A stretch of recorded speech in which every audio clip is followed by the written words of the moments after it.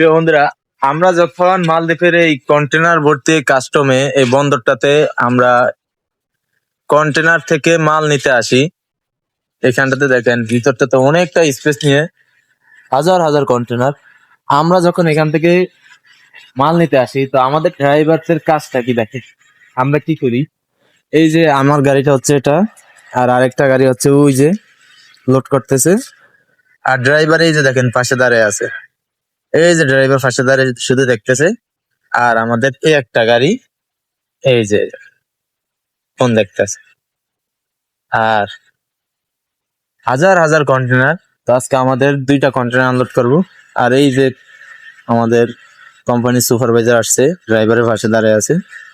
আর আমি যেটা করি, আমি শুধু করি চারি থেকে সবার দিকে করি এই কাজ,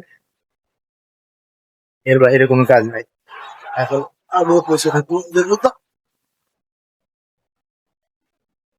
গাড়ির ভিতরে আসলে আর হেলমেট পরা লাগে না, হেলমেট ব্যবহার করা লাগে না। গাড়ির ভিতরে আসলে সেফ জোনে থাকা যায়। গাড়ির ভিতরে আসলে এখন ফুটারে কোনো সমস্যা হয় না, ক্যাপ করা লাগে না, শু করা লাগে না গাড়ির ভিতরে থাকতে। মানে এই যে ফার্স্ট লরিটা আমাদের প্রায় 50% লোড শেষ, এবং সেকেন্ড টাইম আমাদের এই গাড়িটা লোড করবে, থার্ড টাইম আমারটা হবে। তো আমরা এক একটা ড্রাইভার 3বার করে আসবো আজকে।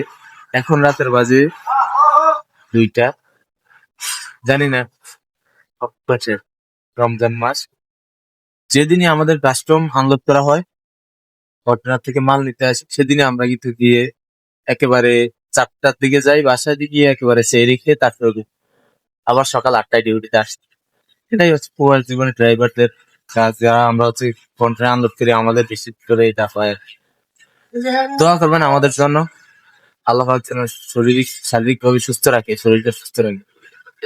আল্লাহ হাফেজ।